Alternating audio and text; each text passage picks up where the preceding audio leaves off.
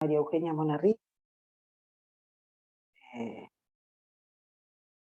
Recording in progress, están grabando. Bueno, mi nombre es María Eugenia Monarriz, mi trayectoria en el psicoanálisis tiene mucho que ver con el Centro Mental número 3, Arturo Ameguino, no sé si algunos lo conocen, por ahí los que están afuera o lejos no lo conocen. Es un centro de salud mental. Hay un micrófono abierto por ahí. Actualmente soy directora del posgrado, hay una escuela de posgrado que funciona en el Ameguino. Es un lugar de referencia respecto del psicoanálisis y la institución pública, digamos, del Ameguino. Así que bueno, ahí tengo hecho más que nada mi recorrido, más allá de participar eventualmente de distintas instituciones psicoanalíticas, pero ahí fui construyendo un camino, ¿no? Bueno, simplemente quería decir esto porque no había dicho nada, ¿no? Acerca de mi formación. Bueno, hola Adriana, ¿cómo te va? Adriana Iglesias, buenas tardes. Bueno, voy a tratar de continuar hoy el recorrido que empecé, la charla que tuve con ustedes, que fue muy amena y fueron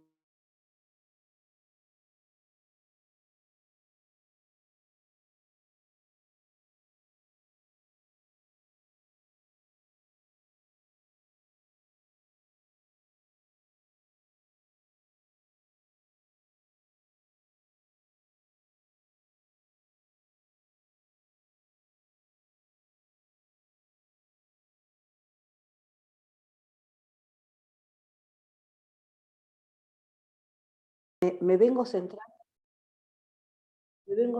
en la cuestión de que en el análisis hay una escucha y hay una lectura. Que la posición del analista tiene que ver con una escucha y con una lectura. Y que las dos no se dan en forma heterogénea, que no son heterogéneas entre sí y que no son simultáneas, digamos. Entonces,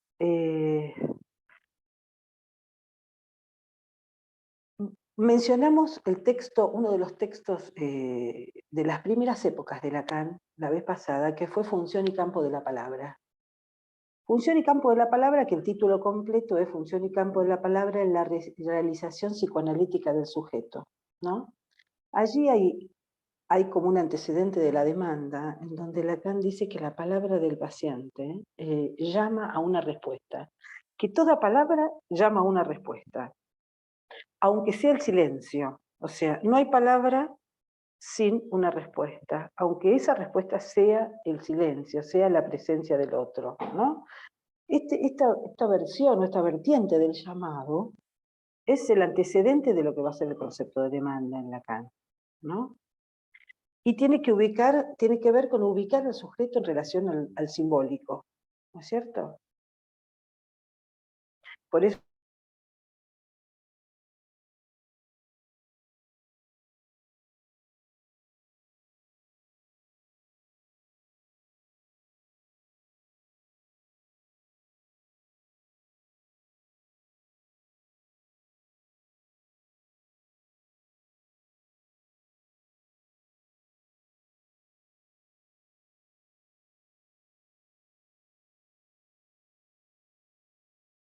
prólogo,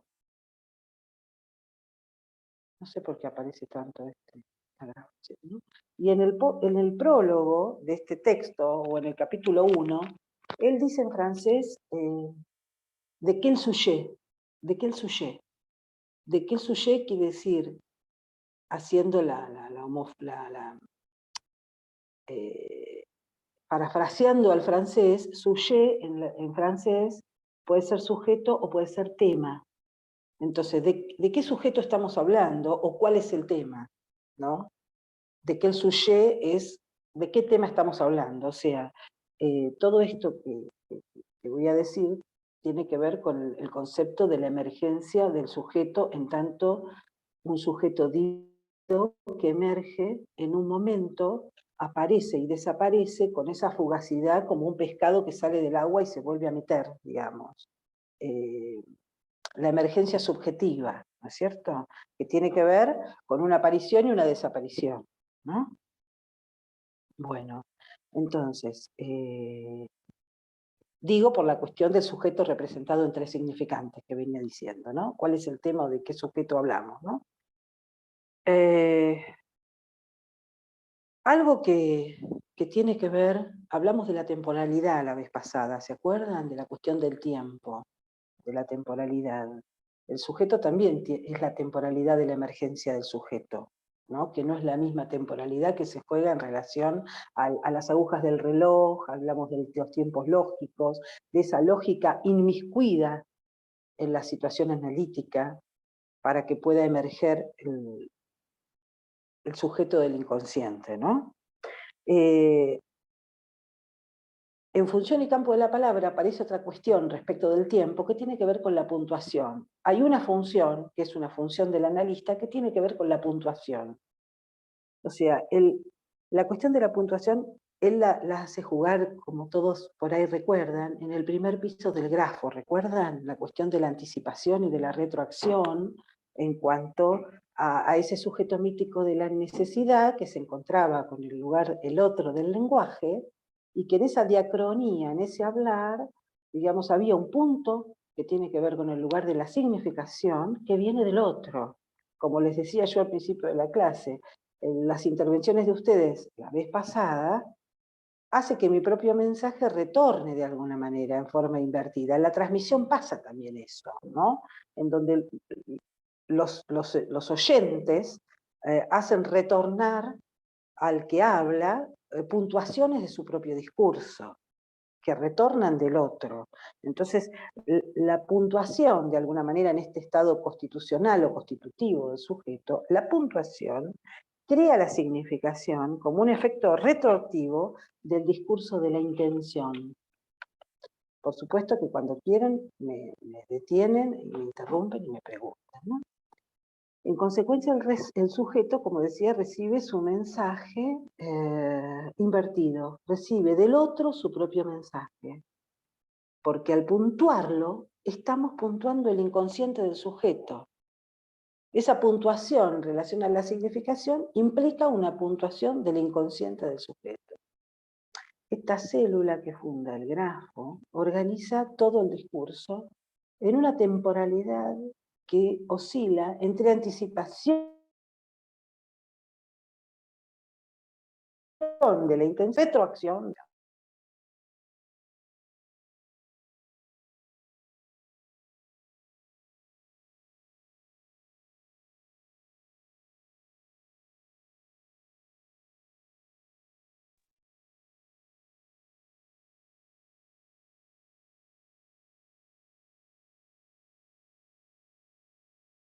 De alguien. Estás muteada. ¿Yo estoy muteada? No la puedo oír. Ahora sí aparece el audio, pero no se te escuchaba. Perfecto, muchas gracias. Ahora sí, ¿dónde se quedaron?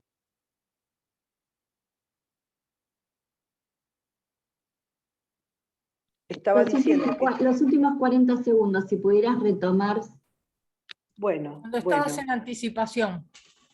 Perfecto. O sea, esta célula que funda el grafo en su primer piso, organiza todo el discurso en una temporalidad o con una temporalidad que oscila entre la anticipación de esa intención y la retroacción de la significación, ¿no? Entonces, un proceso analítico tiene que ver con efectos de lectura propios de un efecto de una puntuación. Cuando el analista interviene desde ahí, puntuando, ¿no?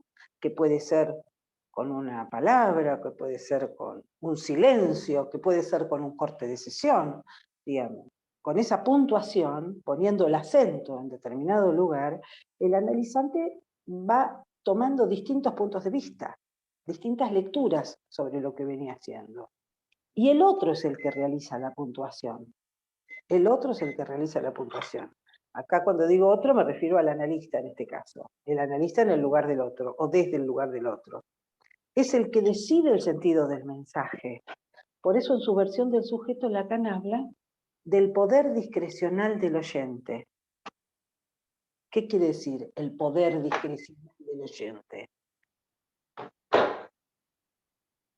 Que de acuerdo a quién uno le dirige la palabra, como decíamos en Función y Campo, que había un locutor y un alocutario, y había una dirección, y lo primero que tiene que haber para que se inicie la transferencia es que alguien le dirija la palabra a un otro, ¿cierto? Es que la oreja, la escucha, es una oreja discrecional. No es lo mismo lo que uno le habla al analista que lo que uno le habla a un amigo, y no es lo mismo la oreja que escucha en un lado y en el otro, ¿cierto? El poder discrecional del oyente. No hay un sentido para el mensaje, sino que quien lo decide es el otro. ¿Y en función de qué lo decide el otro? ¿Cómo decide ese poder discrecional del oyente? ¿En función de qué lo decide? Bueno, acá, ¿qué se lee? Otra manera de preguntar. ¿Qué es escuchar o qué se lee? Como ustedes saben, en un comienzo, Cuando vos decís que lo decide el otro, lo sí, que escucha, ¿ese otro te referís a el analizante? no, me refiero al analista ocupando el lugar Ok, del otro del lenguaje. Cuando yo hablo de la célula, de la célula elemental del primer piso del grafo, cuando el sujeto se encuentra con el otro del lenguaje, con la batería significante, es el otro el que decide. Cuando el cachorro humano se constituye subjetivamente en el otro materno, por ejemplo. El cachorro humano llora, y es el otro el que decide si tiene hambre, si le duele el oído, qué le pasa, decodifica lo que le pasa al sujeto. Y así comienza el circuito de la demanda, y así comienza un recorrido en donde el otro le dice lo que le pasa al sujeto. ¿Se entiende? perfecto, clarísimo. Es el que hace la interpretación de la misma manera que ese otro primordial, ese primer otro, digamos, hizo la interpretación del llanto en demanda. Exactamente, exactamente. Perfecto, gracias. No, por favor. Entonces, pero esa interpretación, ese otro interpretante, digamos, el analista desde el lugar del interpretador, en el lugar del interpretador, ¿qué es lo que va a leer? ¿Qué es lo que va a escuchar? ¿Cómo va a abordar el mensaje? ¿Cómo lo va a puntuar el mensaje? ¿En función de qué? ¿Te puedo hacer una consulta más sobre esto? Sí. ¿Podemos pensar a lo que sería la abstinencia de Freud, ¿Quién emparentarla habla? con la... ¿Quién habla? ¿Quién habla si yo miro? ¿Quién es la que Soy habla? Adriana Iglesias, estoy sin cámara porque no tengo Ah, buena bueno. imagen. Ah, bueno, Adriana, dale, te escucho. Te Mi escucho, dale. pregunta es sobre la destitución subjetiva, si la podemos emparentar con la abstinencia freudiana. Tu pregunta es, no se te escuchó, tu pregunta es... Mi pregunta es sobre la destitución subjetiva, Sí, si sí, la sí. podemos emparentar con la abstinencia freudiana. A ver, ¿cómo la pensaste? Sí, claro que sí, pero vos ¿cómo la pensás? Porque en realidad yo en mi tesis hablé de la rectificación subjetiva, ¿sí? Sí, Como un aporte, digamos, el tema era sobre la psicogeriatría y el aporte del psicoanálisis, en tanto la rectificación subjetiva sería el aporte conceptual, ¿no? Del psicoanálisis. Este, y en ese momento me acuerdo que pensé, o sea, no lo leí en ningún lado así, ¿viste? Pero me pareció que podía tener que ver que esa abstinencia que propone Freud tiene que ver con la destitución subjetiva a la que se expone el analista para poder analizar, para poder escuchar ahí, para poder leer ahí. claro, claro. Digamos, cómo hacer para correr esa subjetividad y entrar en ese plano, en esa situación de un plano receptor, en donde alojar en ese plano de abstinencia, de privarse de sus juicios, de sus sentimientos, poder colocarse, como decía la vez pasada Irina, como, o me preguntaron ustedes, en la cuestión de ser una representación más en el inconsciente del analizante. O sea, poder, de alguna manera, puntuar ese inconsciente en relación a la combinatoria significante que recibe, que escucha. Sí, claro que tiene que ver con... La abstinencia tiene que ver con la posibilidad de leer, con la posibilidad de interpretar. Por eso, cuanto más nos podamos ubicar en ese lugar abstinente, vamos a dejarnos bañar por el dialecto de ese relato, de esa lengua que cada analizante nos trae, con sus significantes propios. Por eso me parece que lo primero, hablando de lecturas, que el analista puede, en ese poder discrecional, alojar, es la lectura del síntoma. Primero, se trata de leer el síntoma para después acceder al deseo. Estos dos planos tampoco son simultáneos. Hay un plano de anterioridad. Primero es el síntoma, la lectura metafórica del síntoma, para después poder acceder a la lectura metonímica del deseo. Y con esto me refiero a esto que primero ya Lacan ubicó en relación tomó de la lingüística y de Jacobson, en donde tenemos un eje de selección y un eje de combinación. En el eje de selección, que es el eje vertical, se va a producir la cuestión del síntoma, la lectura metafórica del síntoma. Y en el eje diacrónico de combinación se va a producir el deslizamiento del deseo y el acceso del deseo en relación a una lectura del deseo en su camino, en su carril metonímico. Con lo cual es necesaria esta lectura del síntoma como metáfora, como decíamos recién, para poder alcanzar al deseo como metonimia, ¿no? Accedemos al deseo como falta en ser en la contigüidad metonímica del elemento sustituido en la sustitución metafórica del síntoma. Esto es algo muy sencillo y es algo que todos seguramente deben manejar en su clínica, pero lo estoy diciendo en términos de una precisión teórica, digamos. Esto seguramente que todos lo manejan, pero digamos, se produce en esos términos de combinatoria que se produce esta lectura. Para esto voy a poner un ejemplo clínico. El ejemplo clínico, vieron que no podemos hablar de cuestiones obviamente de la reserva profesional, salvo que hayan materiales clínicos publicados. Yo voy a mencionar un material publicado de un texto que se llama Declinaciones del Padre, que es de Carlos Bach, ¿no? Un psicoanalista, Carlos Bach. Entonces, como publica un recorte clínico que me parecía interesante, para esto que quiero explicar lo voy a traer. La situación tiene que ver con un padre de familia separado, tiene hijas mujeres y un hijo varón.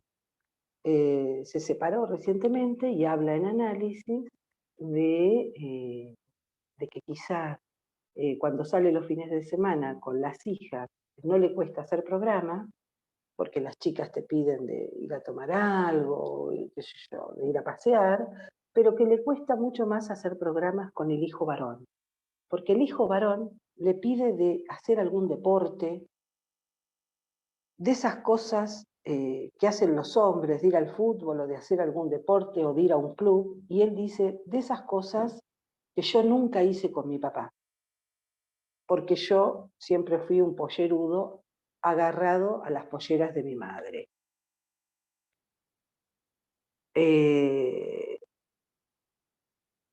Lo primero que dice en la sesión, antes de contar esto que le pasaba con los hijos, es que estaba sufriendo una picazón entre las piernas y que iba a consultar a un dermatólogo, porque tenía este problema entre las piernas de la picazón y que le comenta al analista que va a llamar a un dermatólogo por esta situación. Cuando termina de contar ese síntoma en donde lo refiere a la medicina y al que va a llamar al dermatólogo, al rato cuenta otras cosas y al rato cuenta esto que les dije, de lo que le pasa con los hijos los fines de semana. El analista, cuando termina de contar esto, la intervención es una interpretación también bastante clásica, en donde le dice algo así, el analista, lo estoy parafraseando por supuesto, ¿no? Como al pollerudo lo que le pica entre las piernas es las polleras de la madre. siempre agarrado a las polleras de la madre en relación a los pantalones del padre de los cuales nunca pudo agarrarse. O sea, esa es la interpretación que hace el analista, ¿no?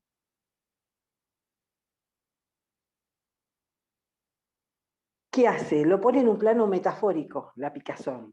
Cuando decimos, primero tenemos que apuntar a la lectura del síntoma, ¿no es cierto? Una cosa es el síntoma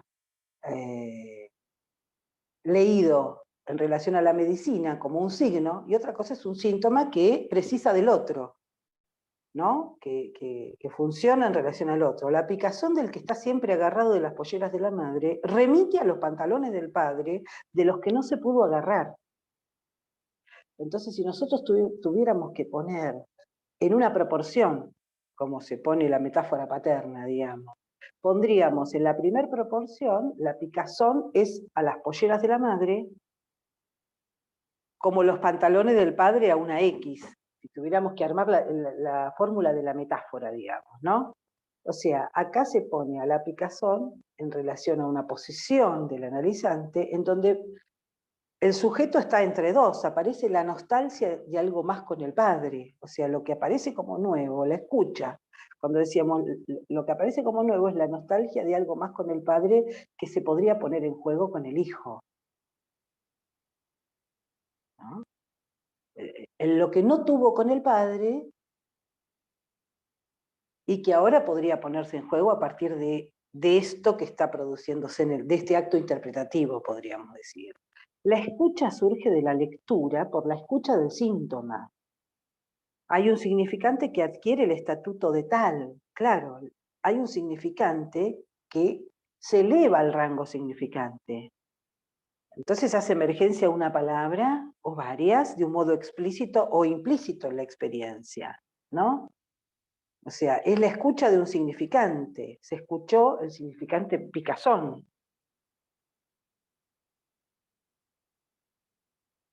O sea, la picazón no está leída desde una consulta dermatológica posible, ¿no es cierto?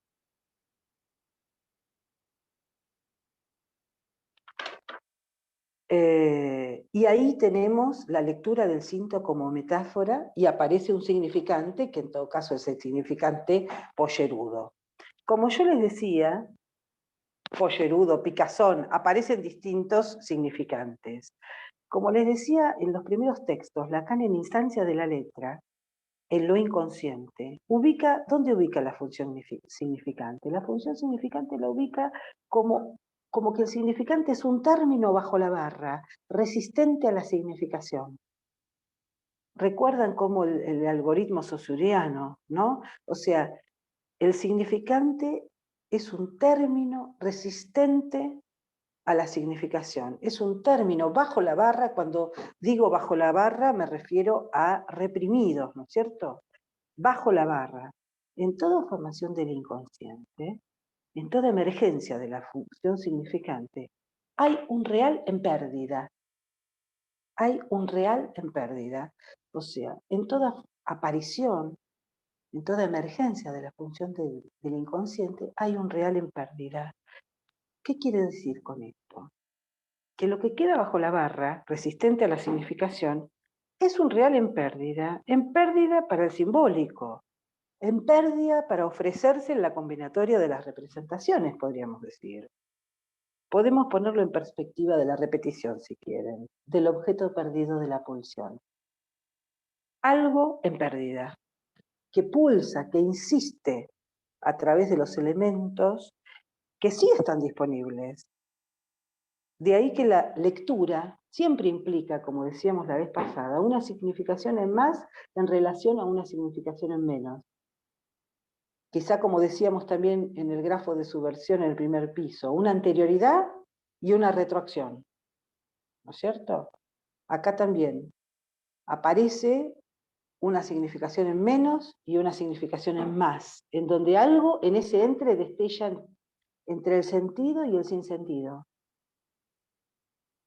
Lacan habla, a propósito de la metáfora sintomática, del pas de sang, del paso de sentido. El paso de sentido se produce también en relación al atravesamiento de la barra. ¿cierto? En instancia de la letra sabemos también que el abordaje del síntoma y el deseo están también en esta perspectiva del síntoma como metáfora y el deseo como metonimia, ¿no?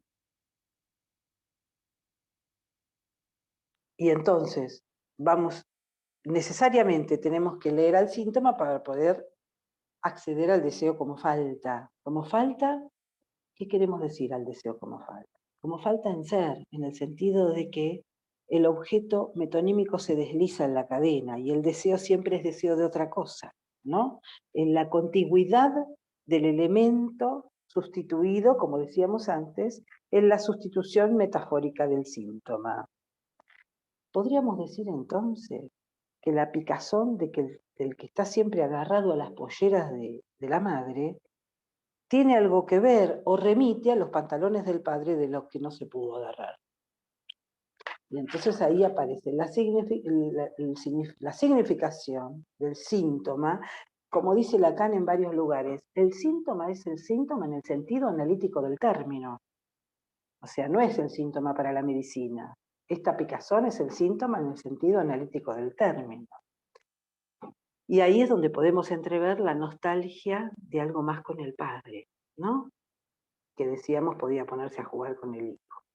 Entonces la lectura, cuando articula la picazón a esa nostalgia, o ese deseo por algo que faltó recibir del padre, ahí ¿qué pasa? Y ahí se opera una declinación. Se opera una declinación. Cuando digo declinación me refiero también como en las lenguas. Vieron que en español no declinan los sustantivos, pero en el alemán sí, digamos, declinaciones también son transformaciones, caídas de determinadas partes de la palabra. Entonces ahí se opera una declinación, hay un viraje ahí, hay una caída.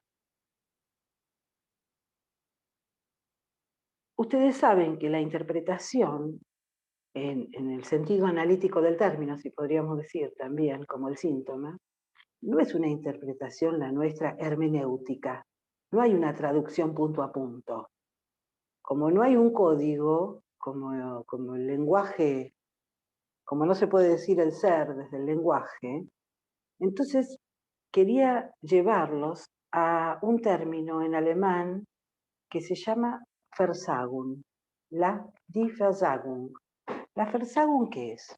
La Versagung es que hay una relación, hablar de Versagung implica que hay una relación inadecuada en relación al síntoma, que el síntoma pone de relieve esta relación o esta situación de inadecuación. Freud habla de Versagung en los tipos de contracción de neurosis, en donde dice que es la frustración, la Versagung sería la frustración por no poder acceder al objeto. En lecciones de introducción al psicoanálisis también dice que la Versagung es la frustración por no poder acceder al objeto. Después, en el porvenir de la ilusión, ya se refiere al malestar de la cultura en relación a la Versagung. Dice que es una frustración ya ligada al malestar en la cultura, que es la imposibilidad por acceder al objeto como fundamento de ese malestar. O sea, la imposibilidad de acceder al objeto es el fundamento del malestar en la cultura. Eso es Versagung en el porvenir de la ilusión, de una ilusión. Y donde me gustaría centrarme a mí es la connotación semántica que tiene en la carta 52, en la carta a Fliss, en donde en lugar de ser frustración, Versagung es denegación de traducción. Denegación de traducción. ¿Qué quiere decir denegación de traducción? ¿Se acuerdan la carta 52? Cada vez que hay sucesivas series de representaciones, digamos, en el aparato psíquico, cuando hay una que falta de un sistema al otro, en estas reescrituras que se producen, cuando hay una representación que falta y no hay de la que se pueda disponer, entonces la excitación es tramitada según las leyes del periodo anterior. Y ahí Freud habla de los fueros antiguos, no sé si recuerdan.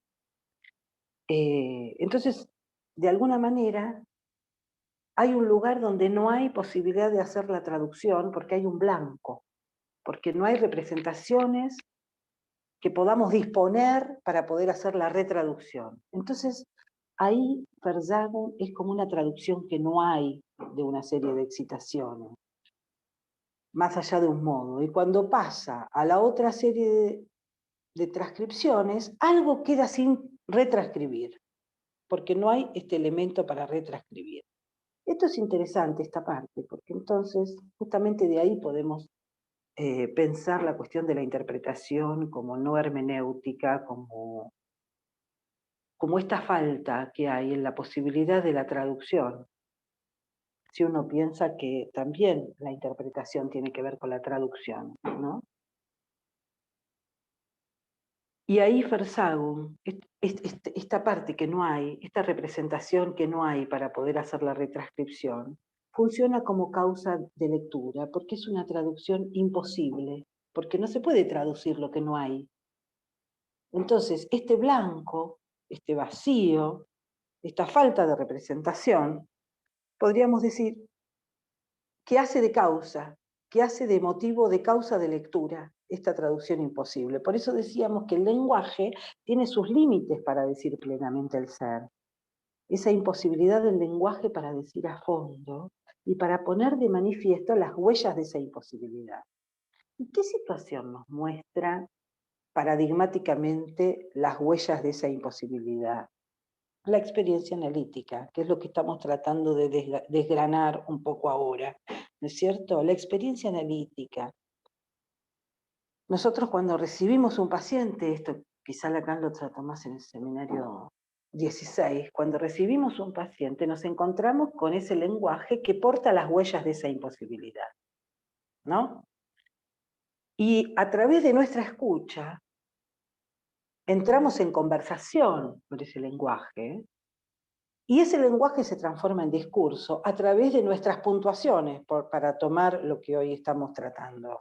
A través de esas puntuaciones en el inconsciente, que tiene que ver con esas palabras que el analista escucha como doble fondo, como ambiguas, como lugares donde poder preguntar o intervenir, ese lenguaje que porta las huellas de la imposibilidad se va transformando en discurso, ¿no? En el discurso del analizante. Y ahí, en esa experiencia, vivimos lo que sería la entrada en transferencia, esa transformación de lenguaje en discurso, a través de esas idas y vueltas de escucha y de lectura, sobre ese lenguaje.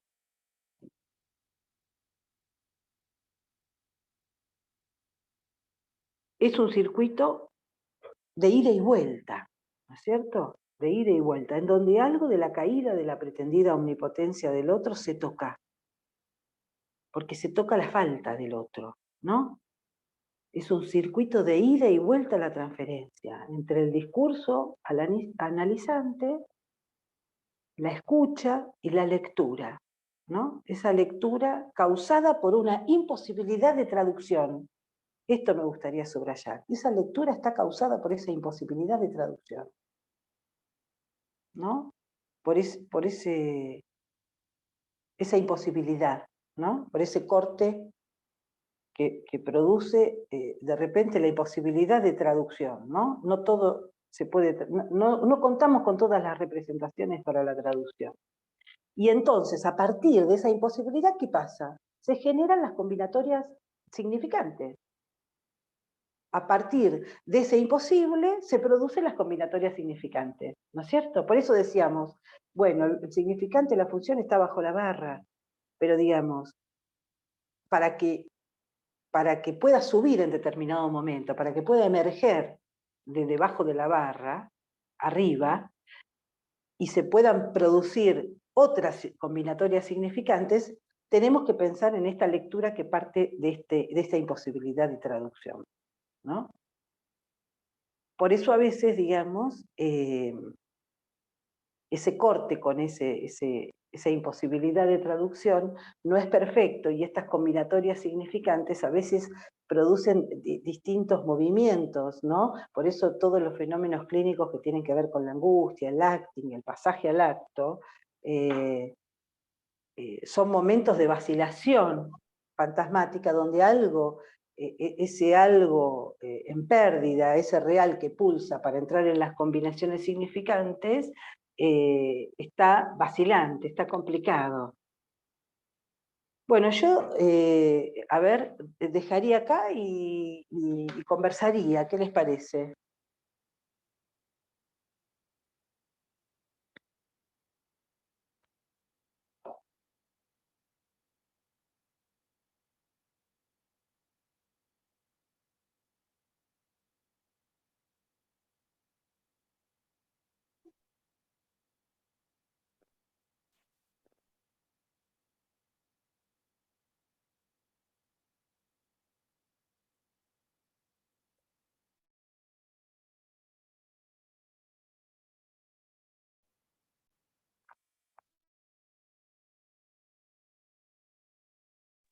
Ah, no se escuchaba. Sí, cómo no. ¿Quién quiere hablar? Carlos, dale.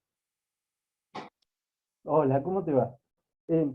Muy interesante esto que terminás de decir, por lo menos para mí se me resignifica toda la cuestión de la palabra análisis, ¿no?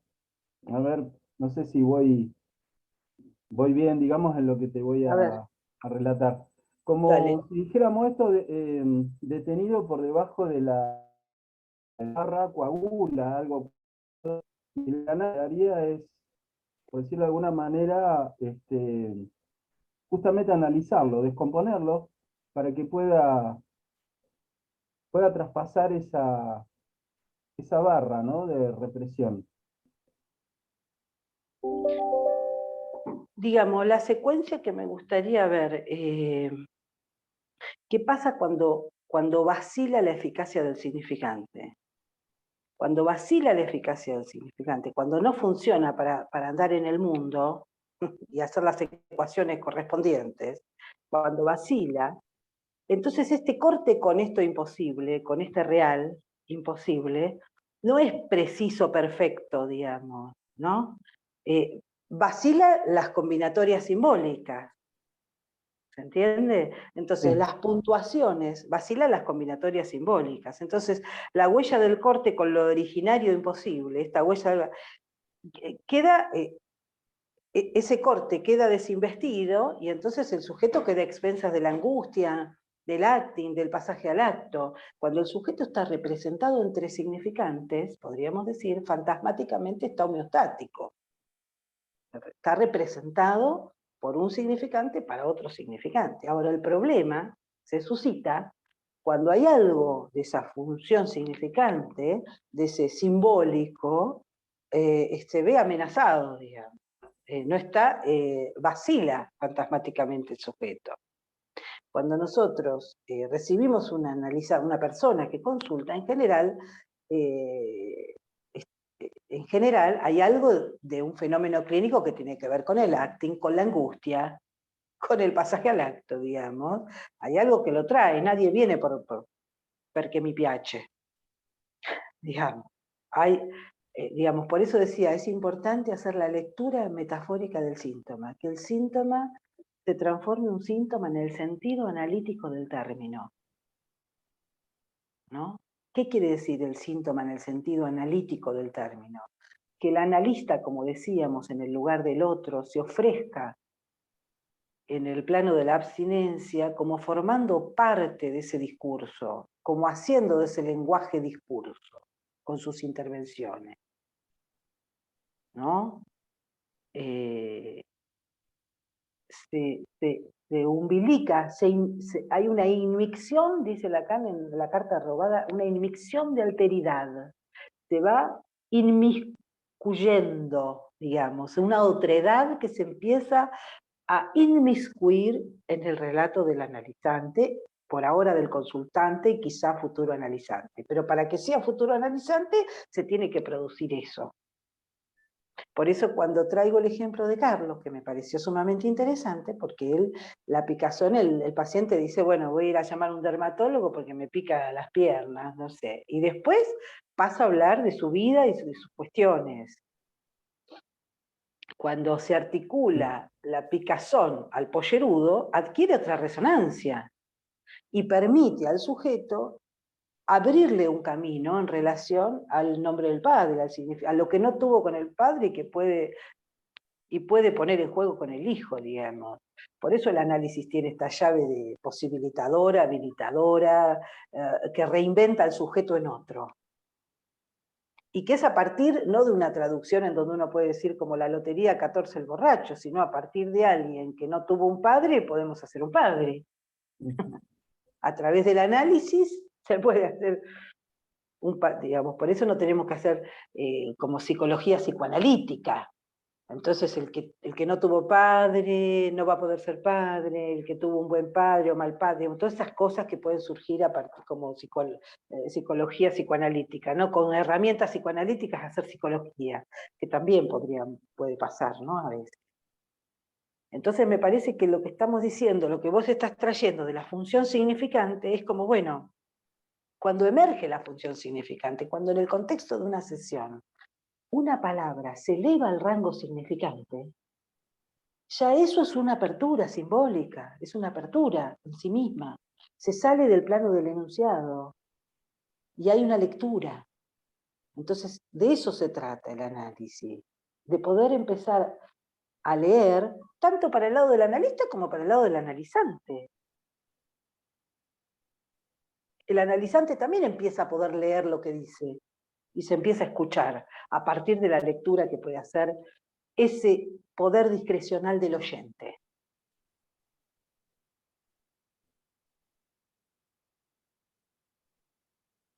No sé si te aclaré o te Sí, muchas gracias. embarulle. No, para nada.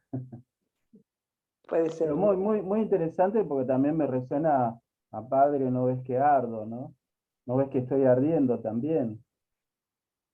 Vater, siehst du denn nicht, dass ich verbrenne bin? Ujú. Yo tengo la desgracia de que estudio alemán, así que ustedes también los voy a azotar con este karma que llevo en mi vida. Yo tengo la desgracia de no poder aprenderlo bien. Me cuesta mucho, pero es hermoso, un idioma hermoso. Pero ¿por qué te resonó a padre no ves que estoy ardiendo? ¿En qué sentido? Sí, en el sentido de que hay una demanda y de un hijo a un padre, ¿no? Mm. Y el padre no puede responder. Bueno, ese sueño es paradigmático de otra cuestión que trae Lacan, que es cómo se inmiscuye lo real en el sueño, ¿no? Pero esto que yo les traía, me parece que entra más bien en la lectura del síntoma en el sentido de darse cuenta del sentido metafórico del síntoma, de pensar al síntoma metafóricamente, como nos enseña Lacan desde instancia de la letra. O sea, entrar con la metáfora y con la metonimia. En todo caso, este sueño que vos estás trayendo del seminario 11, está bien, es en relación a la apertura y cierre del inconsciente, y es lo real en el sueño, y cómo lo real incide en el juego de repetición, ajustado a este inconsciente en relación a la apertura y cierre, pero me parece que está puesto como paradigma de otra cosa que quiere decir Lacan ahí, pero sí tiene que ver con el significante del nombre del padre y cómo juega el significante del nombre del padre, en este caso la picazón es como significante del nombre del padre, en el sentido que como el síntoma a veces es brújula de algo, como orienta, ¿no?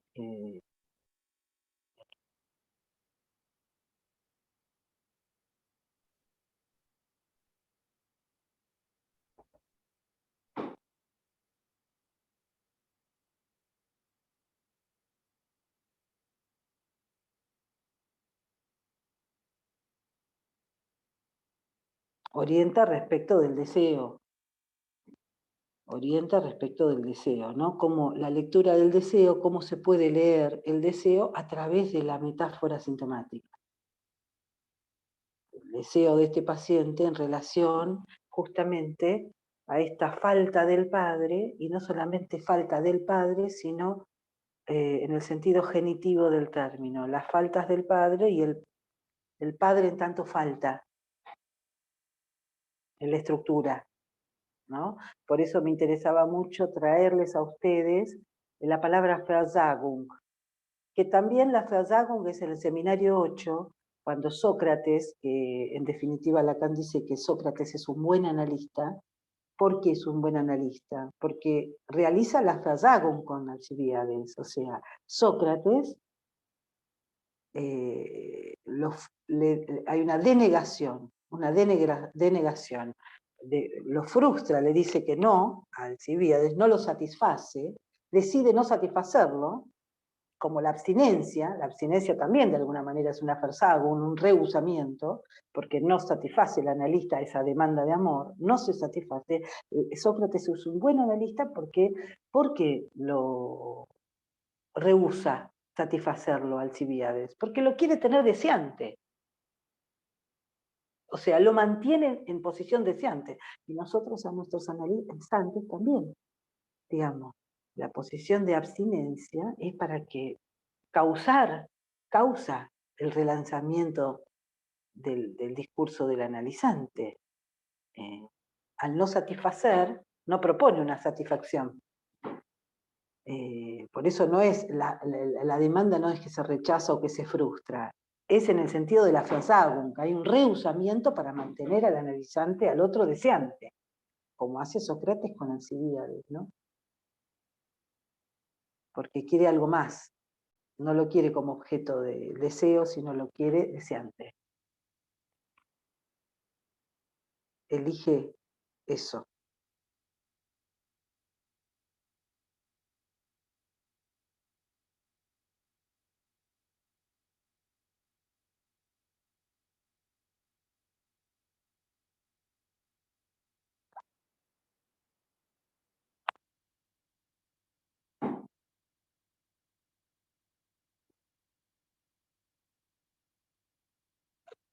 ¿Alguna duda, algún comentario?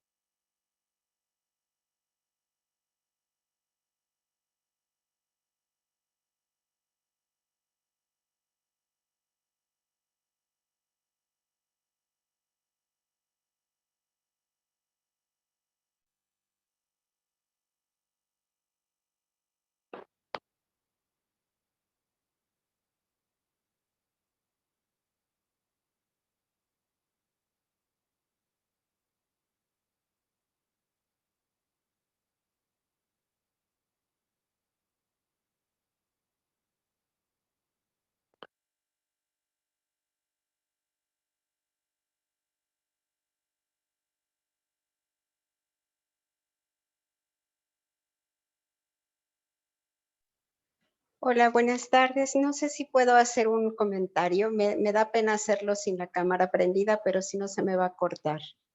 Dale, Irina, hacelo. Todo esto que decías de mantener al otro deseante me resonaba un poquito. Yo he trabajado un buen tiempo con mujeres en situación de violencia extrema. Concretamente, yo dirigí el refugio estatal. Y lo que pasaba es que después de unas semanas eran programas de 3 meses donde las teníamos a resguardo y con sus hijos e hijas. Y lo que pasaba es que después de unas semanas la demanda de cosas en particular empezaba a ser muy grande. Desde que llegaban se les leía el reglamento, pero empezaban con cosas como quiero hacer otra llamada, no hay manera de que me den más de esto, me podrían proporcionar más de aquello, yo ya me aburrí, quiero una clase extra, no hay manera de que yo pueda salir cuando estaban en resguardo porque su vida corría peligro. Y empezaba la demanda muy fuerte y por la misma dinámica del refugio además y nuestra falta de presupuesto, pues esta demanda tenía que ser sostenida porque no había manera de satisfacerla. Además de que por protocolo, pues no se hacía, no podíamos hacer más llamadas porque todo aquello pues era ponerlas en riesgo y yo tenía que ser muy cuidadosa con cumplir los protocolos. Pero me resonó esta parte de mantener la demanda.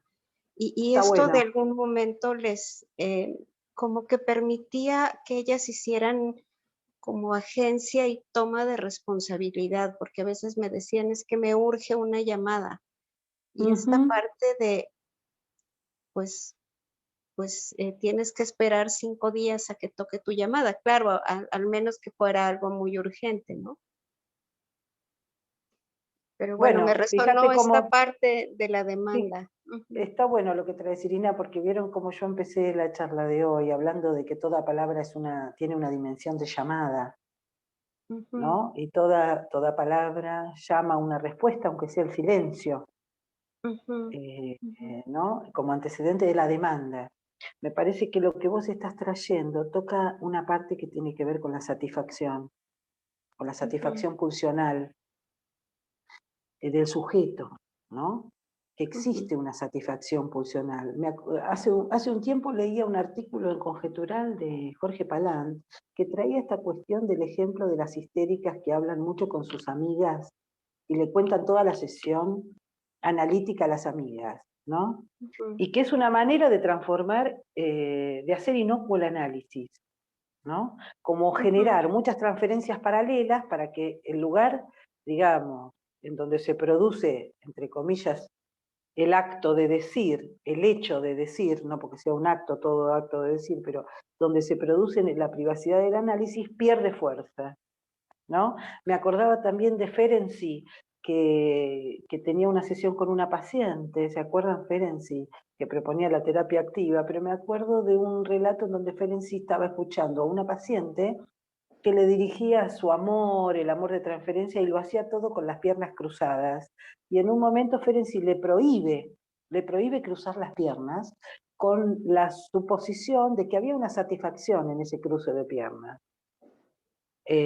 Bueno, todo lo que desató el enojo de la paciente y toda una serie de cuestiones, el hecho de que él le prohibiera cruzar las piernas. Digamos, a lo que voy es que nosotros tenemos que pensar que el sujeto pone en juego cierta satisfacción, cierta satisfacción, cierto goce pulsional. Me imagino estas mujeres que están amenazadas de peligro, con todo el goce que conlleva que las cagaran a palos y todo eso, y toda la violencia que hay, todo el juego, el goce que hay en juego en esa situación, y que de repente quedara todo eso inhibido, todo eso suspendido. Entonces empezaban a pedir, a demandar, a querer, a reclamar, porque hay un goce que se suspende ahí en el refugio, cuando ustedes las internaban o las tenían. Por un lado estaban a resguardo de su vida, pero por otro lado toda esta cuestión pulsional, esta violencia quedó como suspendida por la fuerza. Entonces esto lleva a que ellas empezaran a demandar, por eso te suena lo de la posición del amante, ¿no? Del deseante, porque empiezan a pedir frente a esto otro, es lo único que se me ocurre que te puedo decir, me parece que ujú, tiene que ver con esto que decís, ¿no? ujú. Seguramente habrá que ver los colores y los matices de los pedidos, ¿no? Claro, Pero el estado es como de una insatisfacción, como sobre el fondo de una insatisfacción. sí, totalmente. Por algo es tan difícil cortar esas relaciones violentas, ¿no? Y Ujú. cómo hay tantas mujeres que sostienen al marido golpeador y no quieren separarse por la cuestión del goce en juego ahí, ¿no? Ujú. Sí, sí, Digamos, no vamos a decir que esto es todo, pero hay una parte que tiene que ver con eso, ¿no? así es. Muchas gracias. Gracias, No, María. por favor. Bueno, yo les agradezco a todos que me hayan seguido en estas dos charlas. Para mí es un gusto volver al Centro 2. Quiero agradecerle a Patricia Hamra también, que siempre me invita todos los años. Estela Maris Gugleán, que también tengo relación con ella. Y bueno, fundamentalmente a ustedes que me han acompañado de estas dos charlas. Cualquier cosa yo voy a dejar mi mail. Si alguno tiene alguna otra pregunta que hacerme o algo me puede escribir, no tengo ningún inconveniente. O si quieren preguntarme por alguna referencia que di, no tengo ningún problema. Muchísimas gracias, Maru. Muy amable. No, por Gracias favor. por compartir. No, Muchas por favor. gracias. No, por favor. Les mando un beso y nos vemos en en algún próximo encuentro. Seguramente. Chau, gracias.